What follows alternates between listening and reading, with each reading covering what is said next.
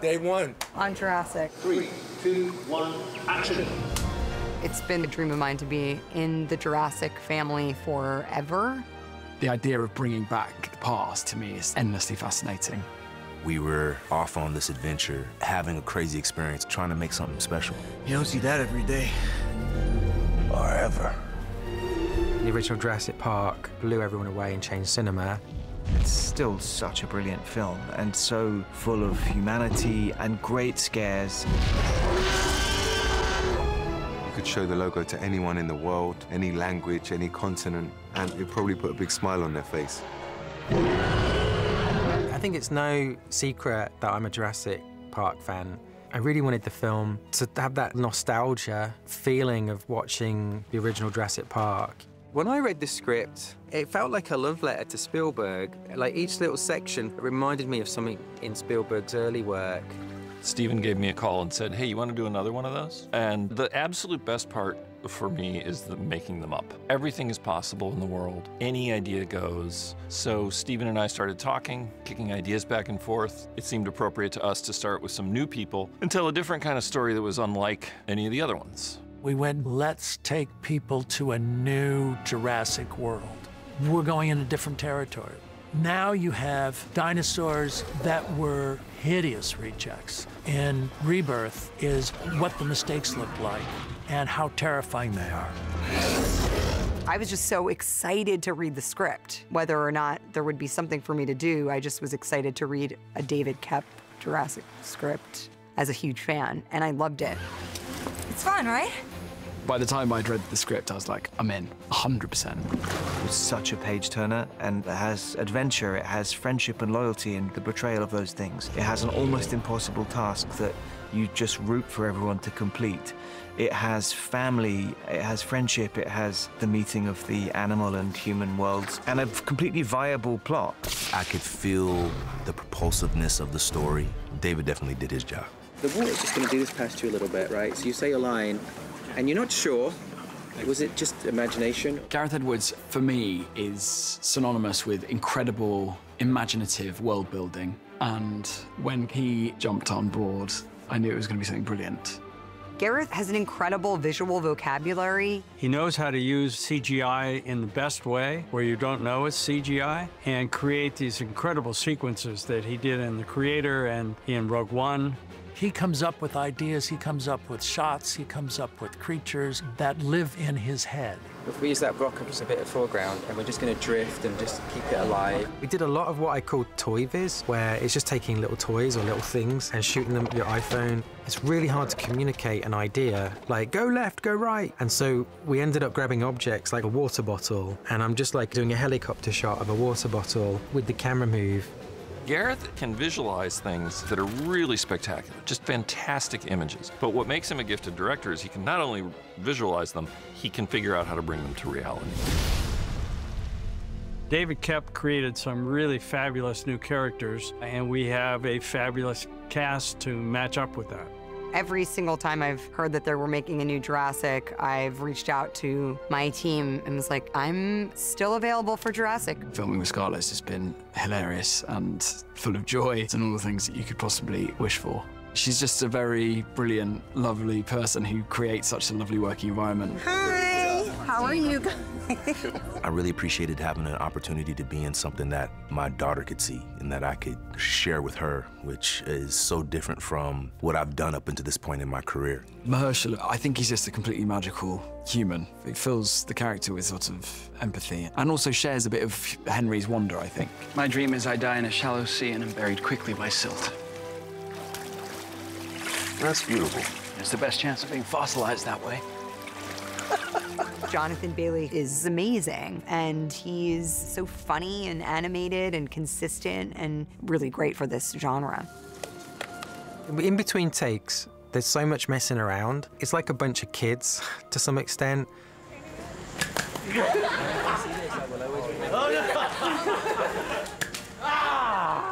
We were all thrust together in this environment and away from home. I mean, that's one of the great things about shooting on location is you really feel a sense of family almost instantly because of how everything is set up.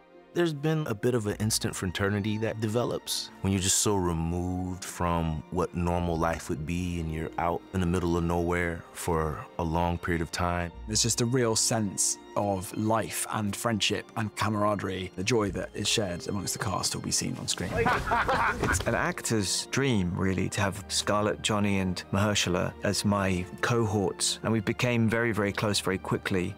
It's a glamorous job, but someone's got to do it. Myself and Audrina and Manuel and David, we have been together practically every single day for the last 4 months, and so you create a bond with those people for sure. Manuel treats me like I'm his annoying little brother, which is lovely. Luna puts up with my weird jokes.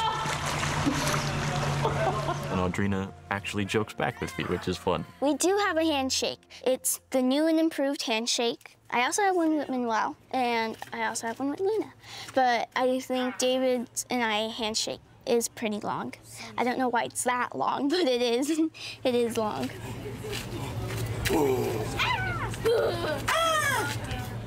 Audrina is something special. When she's on set, she puts us like in a mood that is so helpful for the chemistry of the family. I feel very lucky to have met these people because I genuinely do feel like they are friends of mine that I will have for a very long time. We have been thrown into this whirlwind of a situation, and it's beautiful, and it's very much a bonding experience. Trying to take it all in. We're very lucky. It's great from top to bottom. All of the actors are bringing their all. Whoa! Now the film's coming to an end in post-production, I have that feeling where I'm like, wait a minute, hang on, what just happened? Did we make a Jurassic film?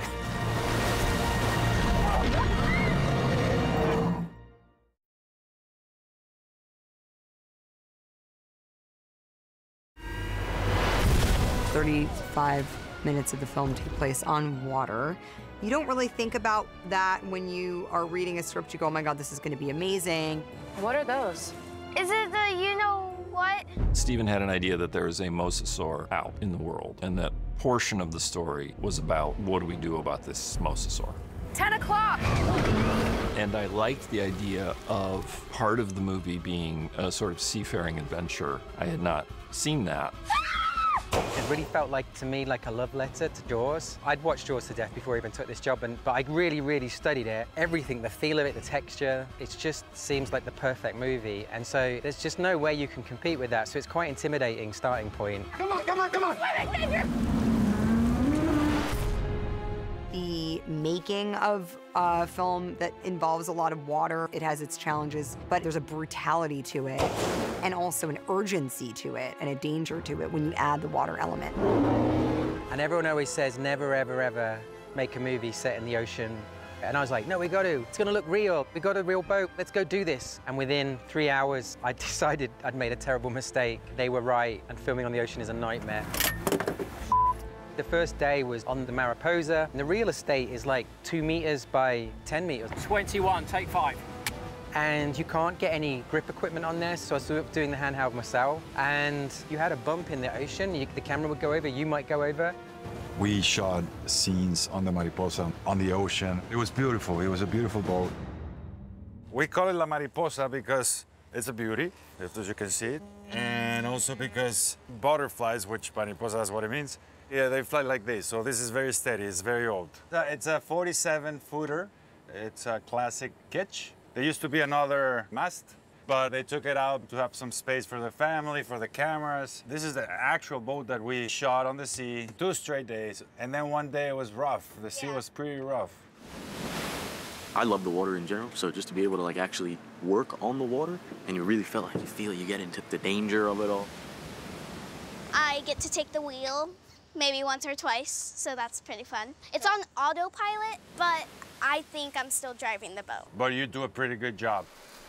I mean, you're in open water, and it was very choppy, and as a human, I was like, oh my God, I don't know what to do here. And so we kind of changed the plan a little bit and did a lot more in the tank. Well, we're in Malta. We're at what's called the deep and the shallow tanks. These are probably the oldest tanks in the world. And if you're going to be filming on the water, much more efficient to film in a tank than it is out in the open ocean, in which things are constantly moving because of currents or wind, whereas here they're locked down. Our boats are lifted and dropped right onto a gimbal.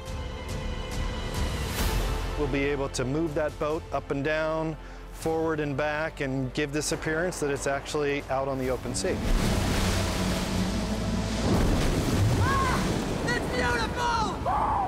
Malta has this sort of hybrid situation where you have this blue screen tank, you can fill it with water, you've also got the ocean right next door. Yes! Look at that! So cool. You can take the boat that you're filming on, put the camera here, and it looks as if your boat is out in the ocean. Action! So we're getting on this boat to get on that boat, and it's going swimmingly. The Mariposa rig was a 10-axis gimbal, so we had a 6-axis motion base at the bottom, which would give you these really nice dynamic moves. We had a turntable on the bottom, so we could adjust it to the sun. We had another 2 axes going up and down, so the boat could either move up or move down. This is the first time ever anyone has done a gimbal in ocean water operated by a computer. They just hit play on this computer and the whole ship goes like. Audrina, are you excited to get on the boat? One of the scenes, the boat, it's on like a rig, and it fully turns around and capsizes it, and we have to climb on the boat. They had also little grips for us so we can grip onto them while we get up, and I found that very, very cool because you actually have to hold on. Come on! Trying to do water in the computer is a nightmare. And so when we came aboard this, I was a little bit nervous, and the best people in the world have been working on this film, especially all the experts in water simulations. We started by creating an ocean and then making sure that Gareth was happy with the look. After that, we started adding the dinosaurs, the boat, the wakes, the simulations, all the things that made up the shot. And halfway through the production, we would be showing Gareth some of the shots that had just the ocean. As a visual effects artist in my previous life, I really think I'm good at when someone goes, is this fake, is this real? And there's been many, many a time where we've been flicking through footage that ILM have created, and I'm looking at it thinking it's the footage from the real boat in the helicopter, and then suddenly going, wait a minute, this was on the ground. Hang on, this is not even real water. And they're like, yeah. The magic of filmmaking, it's just absolutely crazy. We're search and rescue now. It's my charter. It's my boat. The Essex is nice. It's a pretty wonderful vessel, and it's quite vulnerable during our journey. It's a very, very heavy boat. This will be lifted up onto a crane in various parts and then put onto the rig. But you can see here, this is a direct copy from the real boat. We've only built to a certain point, but VFX will pick up on the rest of the elements below that. They'd taken that boat out and with motion sensors had recorded 8 hours of life at sea, which then was recreated by this hydraulic contraption. The spiders can't keep up, but the big one's still on us. This is the moment when the boat is being chased by the mosasaur into the island. They're being forced into these pinnacles. Hang on! And the boat is in danger of crashing and being sunk by the mosasaur. Brace for impact! Okay, 3, 2, 1, action! Shooting in that heat without the cover was brutal. Then the boat would suddenly, do that. They'd occasionally put 70 gallons of water into my face in 1/10 of a second. There were 4 water cannons as running from the back to the front. Everyone loved it. The gimbal would move the boat, and then every time we got attacked by a dinosaur, it would flip to the side or get pushed or raise up. So now you go through the cabin, other side. Yep. We'd be out there with wind machines blowing in our face, with water cannons flying at us, with the gimbal moving. I got thrown about and I loved it. I loved the stunts. We're set. Helping Scarlett get in, she was flung off the side, pulling her back up. The boat was sort of flipping around. Where is the camera at this part? That's actually Scarlett doing all that crazy stuff. I think those were the days that actually, when you're then inside in a studio, that you lament and you crave. Hereward! Hereward! That's 2 signals. So we already found it? No, it found us. I'll be honest, my first pass of the mosasaur was I was trying to make it into a giant shark. And it wasn't mosasaur-y enough, if that's a term. Come on! It's in range! mine! Gareth knew that he needed to push the mosasaur design in such a way that people would find it awe-inspiring and fantastic. So there's elements and hints of a blue whale in there. We've added barnacling onto the surface, so it's got scars, as if it's had, like, encounters with other animals. It definitely feels much more like a marine reptile that we would know now. The new thing with the mosasaur in this film is that it's not always in sort of aggression mode and attack mode, and so there was an opportunity to try to find some more sounds that represented it. There actually are some whale sounds in there. There were some sort of metal sounds we had recorded at once that had this sort of resonant, sort of singing quality. Those Spinosaurs, they're living in a harmonious ecosystem with the mosasaur. The Spinosaurs, I wanted to put more in the neck and make it a bit thicker, a bit stronger, just to make it feel more aggressive, like it had more of a bite at you. I wanted to bring Spinosaurs back because I felt like we got to see them in Jurassic 3, but not nearly as much as I wanted. Of course, there's a lot of consultation with paleontologists to get the look right. It's easy for me to type it, I say a Spinosaur, but then somebody has to go design it and make sure it's accurate. Our understanding of a Spinosaur and how it moved, where it lived, has moved on a lot since the original Jurassic Spinosaur. It would have spent a lot of time in water, whereas on the original Jurassic, it was a land-based animal. We've given it more powerful hind limbs, it's got a much bigger, broader tail, it's got webbing in between its feet. Spinosaur in this movie is even more aggressive in certain attack scenes and things, so we tended to sweeten it more with jaw snaps and really just like powerful jaw movement. If you have big aquatic creatures slamming into the boat, that allowed us to be able to bring enormous production value and excitement to the audience.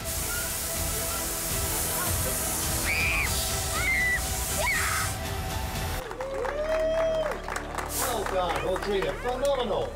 My voice might be a little gone tomorrow, but that's okay.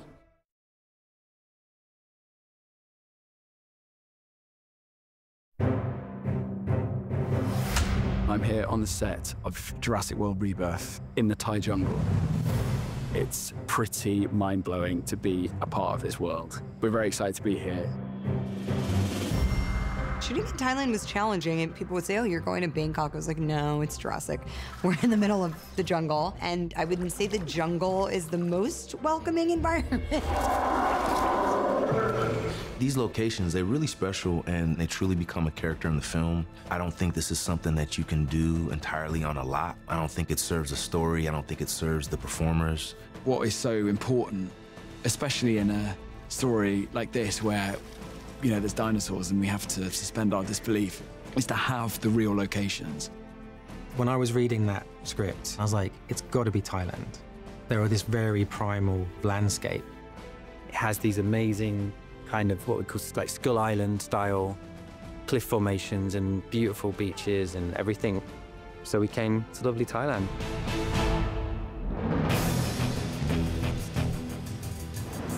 So in order to get to this island, first and foremost, we had to drive about 2.5 hours to a port to then get a ferry to an island, which is where most of the cast and crew are staying. And then from that island, every morning we get a 20-minute boat to this one here. Base is the other side of the island, so we always sort of make a pilgrimage or a trek every morning. It's incredibly bonding.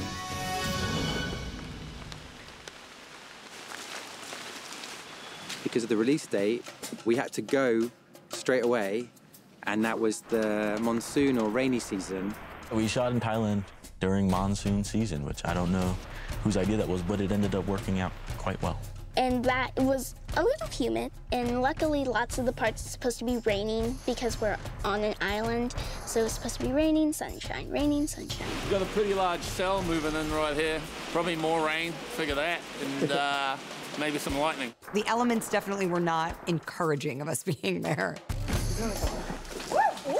It just did. Good morning. It's not warm. I didn't even know what a mangrove was until I got here.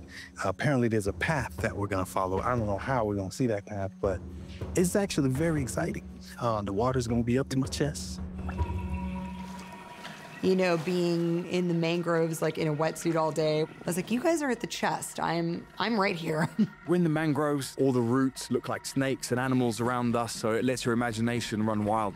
Being in the mangroves in Thailand was pretty fascinating and a little unsettling. And again, in a way that I think really contributed to whatever I could do as a performer, as an actor that day. I definitely feel like it infused a little bit of fear and discomfort in my performance for sure, because the water was warm but uncomfortable, and there's roots all on the ground and almost like grabbing at your feet. Well, that wasn't acting, that was true. Right, yeah. I couldn't stand up. But it was also really still and beautiful too. I hate the jungle. I try to avoid it now. Why is that? You can't see 3 feet in front of you, and you always know you're being stalked. Just be light on your feet. It's cool. There's a few bits here. I'll lead the way because I've been there. But there's a few little rocks and roots and stuff in the way. You can feel the producers sometimes going like, you know, the logistics of now we've all got to film in this water, and you can see them doing the maths, but equally you can see them looking at the images going, but it looks really good, doesn't it? It just feels so like you imagine in like a Tarzan movie or something. So just finding little opportunities like that, little like starting on one, it moves. Yeah. And we find the breed. Great. That was a pretty unique environment to have to track a camera in. We basically mounted a Libra head to a rescue surfboard and essentially used it as a dolly. We wanted the lens as close as the water as possible. We wanted some shots with a bit of movement to them as well as just on the surface of the water, so we'd put a small crane arm on a small pontoon with the express intention of reaching into the mangroves, doing little jibs up and down. I started thinking, I wonder when I watch this, if I wasn't involved in it, I'd be thinking, how did they track the camera in that way, in that environment? It's a very difficult environment, and I think we got some really cool shots. I had never been in a mangrove swamp, and it's basically about this deep. It's about 4 feet deep in water that's kind of questionable, and there's all these roots that just extend all over, and there's things that live on the bottom of these mangrove swamps that if you put your foot down, all of a sudden there's something that slides away out from under your foot. You have no idea what it is. Just adds to the experience of making film, because you want to feel as much of it as possible, and my gosh, do you feel it when you're up to here. Where's craft service? I was thrilled when they told us that we were filming on location. Jungle, yes. Mangrove swamp, yes. I love it.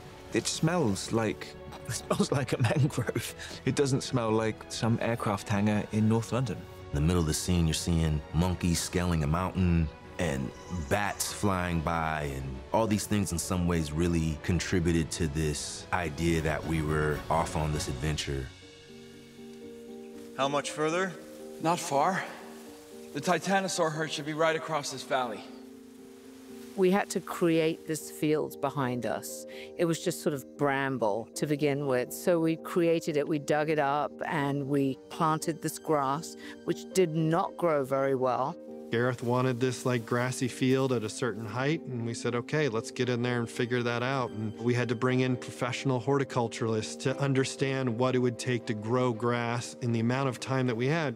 They find a grass called Mombasa. It's a local grass that's growing in the south in this area. So they start planting it, in April, but we're lucky enough that the rainy season start coming in May and June. Only about 3 weeks before the actual shoot, the grass was only at knee high, and everybody's going, so is this grass going to grow? Is it going to be here on that height on the day? And we, of course, said, yeah, of course, it's going to be there, not knowing if it was, but it happened. Set. And 3, 2, 1, crunch. Zora and Loomis's group have just come across the Titanosaur herd, so they're trying to get the second sample. This is a dart rifle, which is used for extracting DNA. It's more of a scientific tool than a lethal weapon. It's a CO2 charged rifle with a PSI reading that has a bolt action and a scope. We also had to incorporate the fact that Scarlett is left-handed, so we chose which side to put the PSI reader and some of the features so that they could be best seen on camera. So there's a lot of R&D that's gone into it. I am painting a lighting reference for visual effects of the Titanosaur. Obviously, this character, this dinosaur, is going to be humongous, but we still paint head for reference. That visual effects can use on set. They can scan it. They can bring it into their model in the computer. They can lay the paint job basically onto their CG model. We tend to do that for most CG dinosaurs.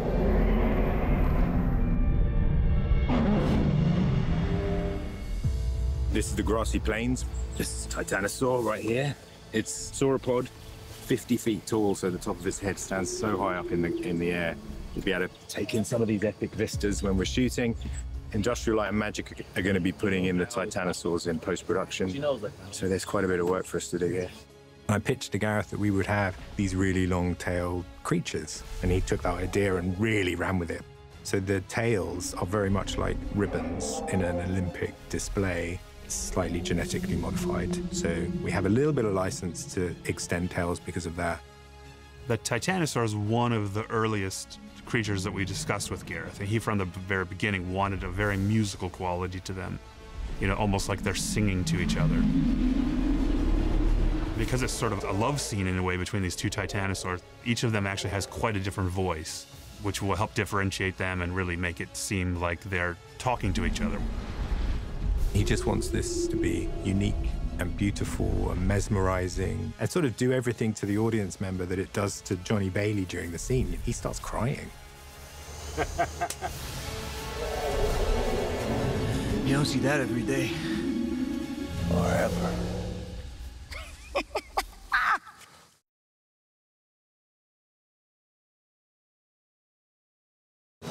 Okay, and action. We've just been in rehearsals. Yeah, look around, look at the back of the room. Okay, now look around the boat, and then put it off. And then flinch. Now we're rolling on the scene. I have to be quiet. 3, 2, 1, pull! You can't make a Jurassic film and not feature a T-Rex. The sequence with the sleeping Tyrannosaur and the raft was in the first novel, Jurassic Park. And we always loved it. So one of the first things Stephen and I said when we started working on the story for this was, we got to get that raft sequence in some place. When I read the script, I was like, you better not screw that up because everyone's going to be wanting that to be really good. The T-Rex sequence was especially complicated. We had to shoot this sequence in 3 parts. We had Thailand, Malta, and the UK. So everything needed to look seamless. There was a river section, which was in Thailand, in one of these lagoons. We like mud on this set, and they're not gonna yell at me for doing that. The past 3 days, there's been a lot of swimming in clothing, which is interesting. She was swimming across to the pier and then coming back and then swimming there and then back. I am almost envious of her because I would love a dip in this beautiful, pristine Thailand. If she heard me say that, she would laugh at me and tell me that she wishes that it was me instead of her. Very good. Cut that, bravo. Well done. The Hadrosaur doesn't make it, obviously. This dead Hadrosaur, it was huge. I don't know how many feet it was, but it was definitely bigger than me. And it left little to the imagination in a good way. The inside is really gross. Shout out to Creature Effects. T-Rex is gonna arise and we're gonna paddle for our lives. We have been rehearsing the paddling quite a bit. One of my arms is getting very strong. The other is remaining skinny and slim. I think we got away from it. I'm just saying paddle to maybe encourage them a little bit to paddle faster. Paddle! Paddle! Paddle! I helped. You did. You did. You're doing all the heavy lifting out here. The amazing fun thing that we've done with Gareth with the T-Rex is to just tweak the design. The flexibility we have here is that it's not the Rex that we've seen in all of the other Jurassic films. Ours has got more of the eyebrows and the scales around the teeth, some of the shapes, just a bit more simplistic, a bit more classical like prior to Jurassic, how they thought dinosaurs looked. The T-Rex can't sound entirely different. It's one of the most iconic dinosaur sounds ever created. I went back to some of the original source recordings. But there's an opportunity there to look for new material to make it work with the new actions that it's going to perform in the movie. We've never done a swimming T-Rex on Jurassic. It's super exciting. There's a lot of science to as to how it might have swum, the body position that it's going to be in, and the sort of mechanics of how that would work. When we first saw the T-Rex from Jurassic Park 1, and it's been dry throughout. When it started to interact with the water, it had to look slightly darker and have a different specular roll-off, as if it just been wading through that water. When you've got something the size of a T-Rex disturbing that water, you've really got to make sure that you get the subtle nuances of water to sell something that size and that scale. We've gone back in and we've just looked at the shape and the structure of it. And so this new T-Rex is a sort of heavier, more masculine, bull-like T-Rex. It's got more muscle, there's a little bit more fat on it as well. When you see this thing actually churning and plowing through the water, this idea of power and energy is really conveyed by the way the white water is being thrown up. We're in Malta. We're at what's called the shallow tanks. It is very warm here. I did a very cool scene in the small tank, which is not very small because it's very deep. Let's roll camera, please. I'm in the river. I'm like pulling by the current, and then the dinosaur comes. I have to be underwater with the rig, and they will pull me. And they had this huge mouth of the T-Rex that tries to grab me. And it was so cool to shoot. It was really, really cool. The T-Rex chomping something underwater is an interesting challenge. We have fantastic references of real animals our animators are using, like crocodiles biting things in water to inspire them. Right now it's rehearsals for when the raft flips over. We had to try on my jacket because it's a rain jacket and we didn't know how it'd feel, and we had to try on my shoes. I'm just in there by myself, and then I have to act like I'm swimming. It is a little cold, but it's okay. Once you go under, it feels good. That was top notch. Go, go. And then there's this whole rapid section in England. In Thailand, there are no rapids. So we took a look at Lee Valley, the Olympic Park that was built in 2012 in London. And when you actually look at it, not using your imagination, you're like, oh, is this going to work? This won't look like a normal river. Because it was all full of these concrete barriers. The art department came in, replaced those barriers with like these rock facades. Right at the end is what we call the T-Rex Rocky Pass. Some of these rocks were bigger than cars. There's a whole course that goes down here that comes around, that's behind us and around us. We did a little bit of training in the real course. Let's do one more from further up, just so you feel a bit of the rougher waters. Welcome to England, lads. It was way harder than I thought it was going to be. Here we go, Luna. 3, 2, 1, action! You'd put your hand in just to test it, and it was like ice water. This is not. That's why I'm wearing 2 wetsuits under my clothes right now. It's a tough ride. They're getting pushed underwater. They're almost like little human pinball going down the course. And they had to keep going in and going in and going down. And I'd promised them it was the last go, and then you'd have to go and beg them to do it one more time. That's when I felt any sort of goodwill towards me started to go away. Tell me about the challenge of shooting the scene. Yeah, tell us. Come, Gareth. Our wonderful director, Gareth. Tell us about... There's no challenges. There's absolutely no challenges at all, is there? There he is. Come on, you can do it. Hero. Had there been a smoother hold, you would have been able to hold on to that, do you think? It's like... Yeah, okay. We'll sort it out. Action! We've built a really fantastic, fully digital environment. We had a drone team in Thailand scanning so that we can digitally recreate our location. That will make this film so believably unique. As far as the sound, the challenge of that scene was to constantly think about the emotion of the T-Rex. It's kind of gasping in frustration. The goal was to make it a little pathetic sounding as it kind of whimpers away. Got that, very good. Well done. Thank you, Spielberg. Getting that family with that raft and the T-Rex, that is one of the standout moments of the film. It's the classic Jurassic World T-Rex scene where it's mayhem and it's scary. All the elements for a really great suspense sequence are there. And seemed like the perfect amount of T-Rex in a scene that we'd always been dying to get in.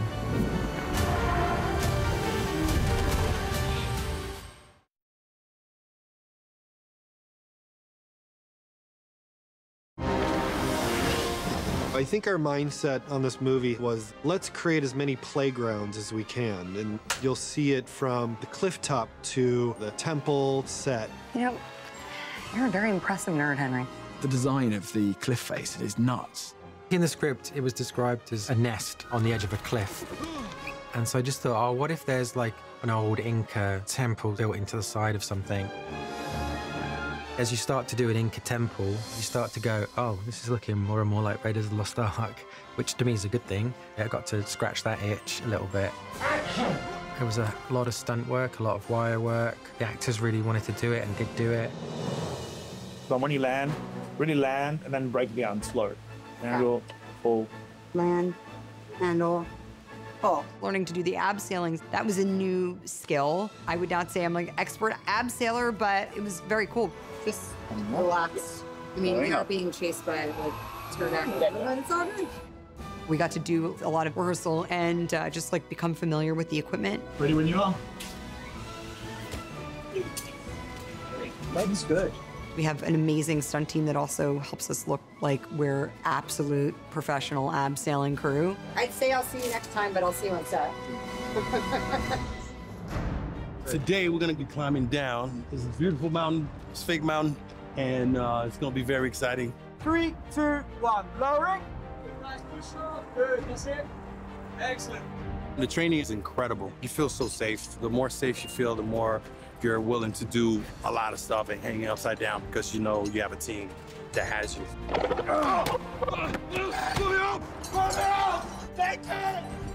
Excellent job, Ricky. Thank you. A lot of it is just being aware of your body and how you're moving, which isn't necessarily like an instinctive thing for me. You're doing great. Getting tips from Marlo and from Mickey on our stunt team, like this arm flailing over here. Maybe not the best look, you know, just approach it in a tactical way. Time to move. Those reminders, you know, the shorthand, like that stuff is all really valuable. And actually, I sort of get vertigo quite badly, but I managed to conceal it so that no one realized. He looks like he's born to do this. It's insane. Look at him. The acting part is pretending not to know how to do it. That's how good he is at everything. We got this chance to literally do this cliffhanger kind of moment in the movie. Henry! That shot of him going off the cliff. Like that's Jonathan really doing it. As you can see, we've got him on a bunch of systems here with the rigging. Action. Yeah! Oh no. And we're going to drop him down, hopefully as safely and as, as possible. Now.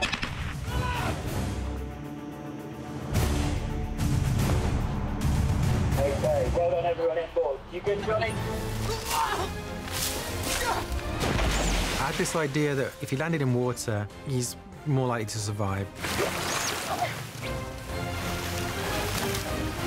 So we're returning here to the waterfall in the jungle in Krabi, and Eduardo, knockout, very flattering stunt double, did a fall.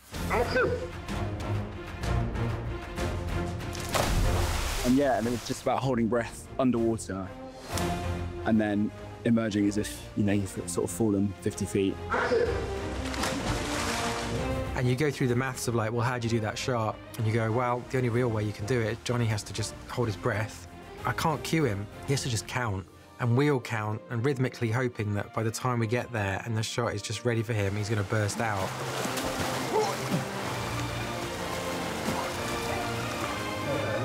I did feel something wriggle past my leg. I felt something in my leg earlier. But I carried on counting because I know how much these shots take to set up. So yeah, maybe I got to 11 a bit quicker than I should have done.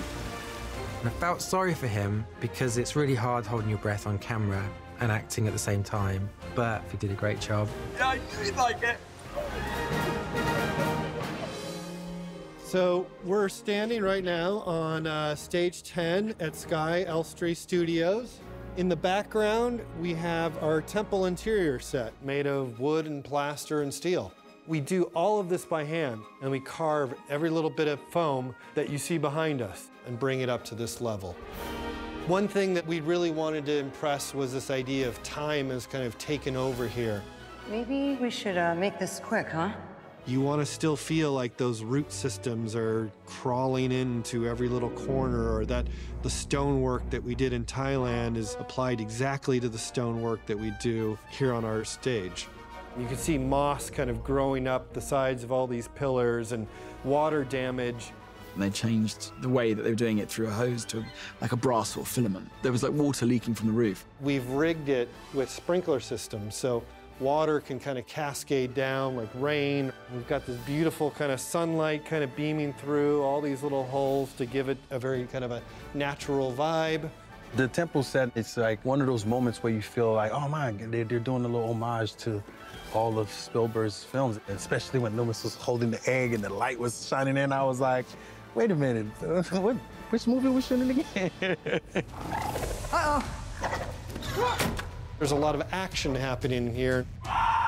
We've just created all these moments where our actors kind of have to hide behind pillars and shadow or light. We were shooting these stunt sequence of being dragged out of the nest. There was a moment where sort of Scarlett was the other side and they were cross shooting and we were ducking around sort of big tennis ball on a stick. And I just looked around, I was like, oh my God, there's like so many things that have been thought about here meticulously. And you look at the wall and you're like, oh my God, there's like individual brushstrokes. There's a lot to imagine, but you're also like in a functional set, which is great and so helpful.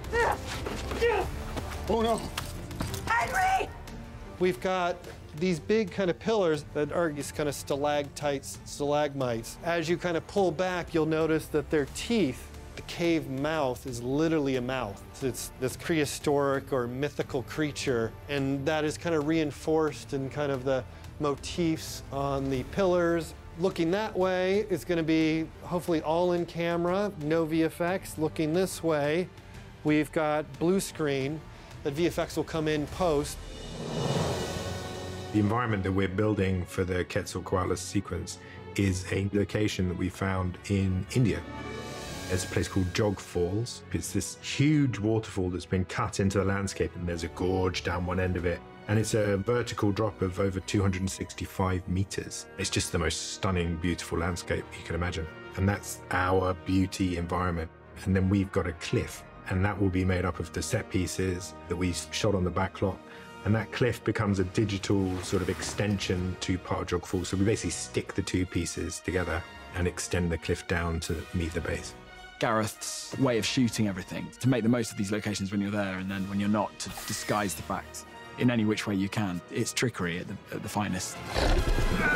You want to bring species that actually existed to the screen. So I thought I want the winged dinosaur, which is really cool and was huge. Quetzalcoatlus, a pterosaur the size of a school bus with 30-foot wings. The Quetzalcoatlus, you have to get very good at being able to say that word. Jonathan Bailey, who has an English accent, had to say in an American accent, and God bless him. Quetzalcoatlus. You kind of wanted these to look a little bit nasty, a little bit menacing and evil. For me, the key was around the eyes. It's got a red ring around the outside of its eye. So we have a much more colorful creature, which is fantastic. It's got a slightly different design for its head and its beak. It has this beak that kind of does a lot of stuttering. So a lot of Quetzal was about adding a kind of a staccato to its voice. We recorded a bunch of bone clacks, and I came across these great recordings of these alpacas being sheared. So once those two things were in place, it became about the feet, the claws, all the other textural details, the wings. We have these really beautiful orange and blue patterns on the wings. These wings were just so huge that could wrap around its body almost twice. I was always trying to get the wings down as it went up the cliff. For me, it just always felt more intimidating. The wings are usually recorded from leather flaps and cloth flaps, just making them so much more massive by layering them. When it lifts off, it kicks up these huge dust clouds, and so it was really about, how do we just portray those as just so powerful. It was just tiny little variations in squinting of the eyes and tilting angles of the head and the way the throat was wobbling to get that performance down. I love the design of it. I think it turned out really cool. I just felt so in a realized, detailed world, and I couldn't quite believe it. It's literally seeing someone's artistry, and it's so quick sometimes in film. So that attention to detail, but also the love and that wonder, I think, is testament to the shared experience of loving the original Jurassic Park and having that formative cinematic experience.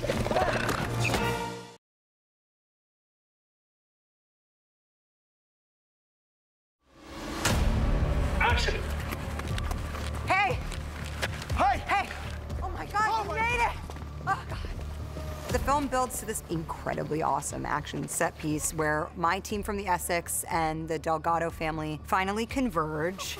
No, I'm not hysterical. I'm homicidal. It starts at this mini market outside the old Jurassic Park research facility. Stop talking, stop talking. Where the dinosaurs that we come up against are actually the stuff of nightmares.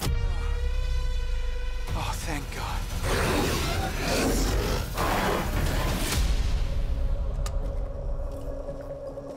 What the hell is this place? It's where it all happened. Our film is set on an island where they did the R&D for the original Jurassic Park. The premise of the island, Ile Saint-Hubert, is the island was up and running while the initial park was running. And essentially what they were doing was playing with the genetics of the dinosaurs to try and make more interesting dinosaurs for the audiences. The Mutodon, it's just a nightmare creature. It's like a big winged, strange skin, translucent-y dinosaur that hangs like a bat, and it's just awful. It's absolutely awful. A Mutodon came because I'd had an experience at my house. We had these old columns that were kind of rotting, but they had holes at the top, and I was spraying it off with a hose because birds would build nests there. And as I was looking, these two long-clawed hands came out from inside the column, and it pulled up its head, and it was this really big bat that had been sleeping in there. It was like 3 in the afternoon, so the bat was like, "What do you want?" And I thought, I'm putting you in a movie. Mutodons were a big design challenge of how much of that do we pull from the original DNA of a dinosaur and how much do we kind of create on the drawing board ourselves. After trying all these clever experiments with all these different looks, we just reached this point of like, are we trying too hard? Should this just be a flying raptor that actually looks like it could fly, that's not like a weird hybrid thing? It feels like nature would have arrived at that decision. It was a long design process. Had a lot of iterations. For example, we went more raptor, and then Gareth did this paint over, which was much more straight lines. So we had to essentially find something that worked more organically, but that had clean lines. You can see a lot of vulture features. These are the JP3 raptor scales on the sides. And then, of course, we have the beak at the front. After that, we shortened the beak a little bit just to go back to the raptor features. There was a lot of debate as to how much of the membrane we had to show while the wing is folded, but in the end we decided to go for a more hidden look. Oh my God, look out!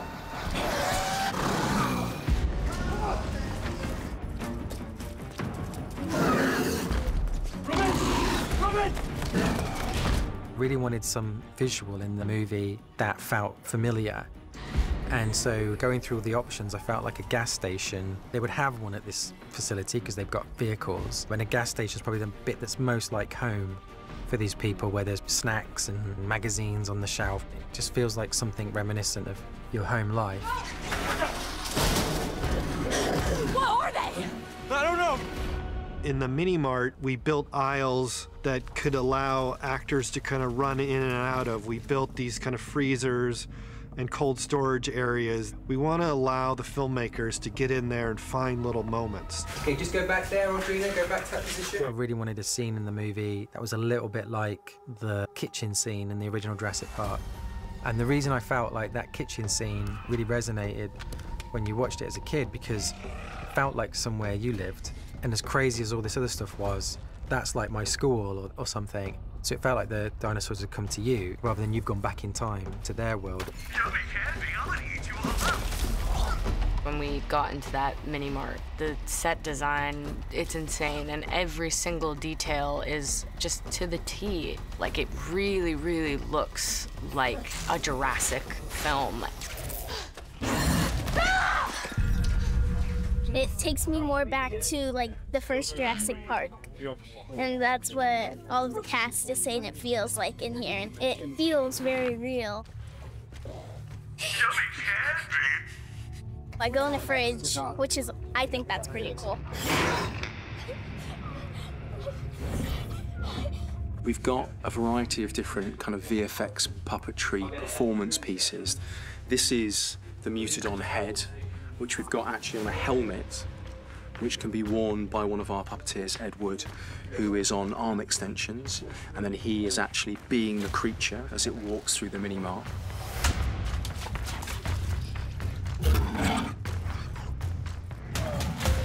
We are here to help the actors give authentic performances. So I found myself doing lots of dinosaur sounds and things to scare the actors or to just tell them where the creature is. A lot of the sounds we're using in the Mutadon are not actually animal-sourced sounds at all. One of the sounds that I had a lot of fun with was just taking an oven mitt on my quartz countertop and screeching it along there and then pitching that down.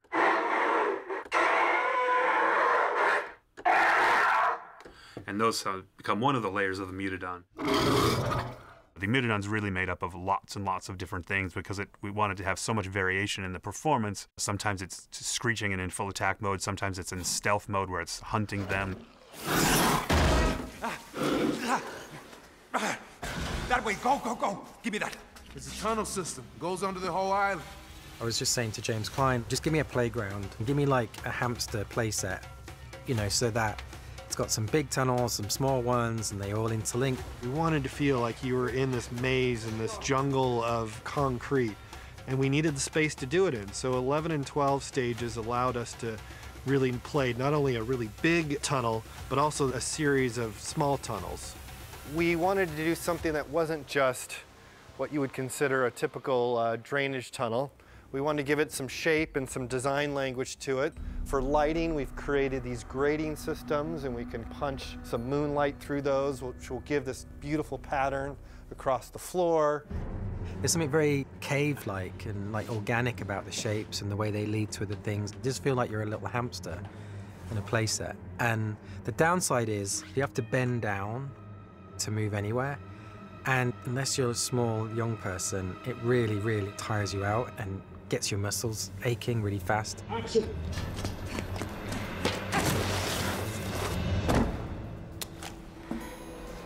We're shooting in the tunnels today, and it's fun to be on a set that's big, and so much of this film is practical, which is unexpected. We have these great practical sets, and I think they probably could have made them like maybe a foot taller, and it would have been beneficial for most of the camera department.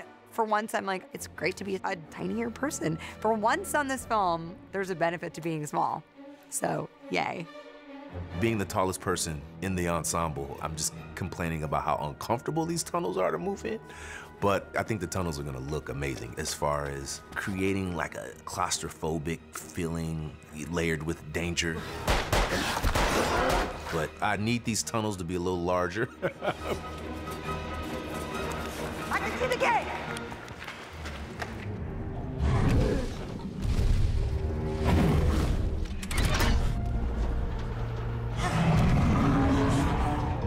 We come across the Distortus Rex, which is sort of like a T-Rex with like the giant weird head that's coming out of it. I don't know, it's so gross. None of us really know what's inside the head. We built it a bit like a brain, but it's translucent and a bit scattery. I always love the idea that it's not a very intelligent dinosaur. It always looks a bit confused by everything, and it kind of walks into stuff and just walks through trees rather than around them, and therefore it's got loads of damage and scratches and bumps and bruises and stuff all over it. The D-Rex we sort of nailed really fast, and I was really super happy with it. It got signed off by everybody. Stephen really liked it. Everything was a really smooth ride with that. The Distortus Rex, I think, is my favorite creature in the film, and I can't call it a dinosaur because it's not, but it's the result of an experiment to create a dinosaur that's gone wrong. But it has these very, very long gorilla-like forearms, and also 2 tiny little T-Rex arms as well. We started doing animation tests with that, and Gareth looked at it and was like, oh yeah, that's really cool. And it was kind of limping along, like it had one arm that was slightly damaged, and it's starting to give us this really almost like hunchbacked sort of motion to it. And we're trying to create this thing that is terrifying, but at the same time you connect with it and feel sorry for it. One of the things we thought from the beginning was this is sort of a creature that has maybe nasal problems. So we recorded a lot of small dogs like French bulldogs and pugs that have really interesting breathing and snorting and pitched way down. That becomes a big part of the D-Rex. I wanted the bit of sadness to the creature where, you know, as much as you're scared of it, you also feel like it didn't ask to be here. It was in a cage and it got out and it's come into being through this horrible process that has made it not quite equipped to be part of nature. The mutated dinosaurs are fascinating and make for an original viewing, but they also comment on humanity's need to push the boundaries consistently in a very unnatural way. Who do we give it to? You decide. We'll give it to everyone. It deals with the themes of greed and corporate greed particularly, and how that impacts humanity. There's big themes as well as just like big set pieces.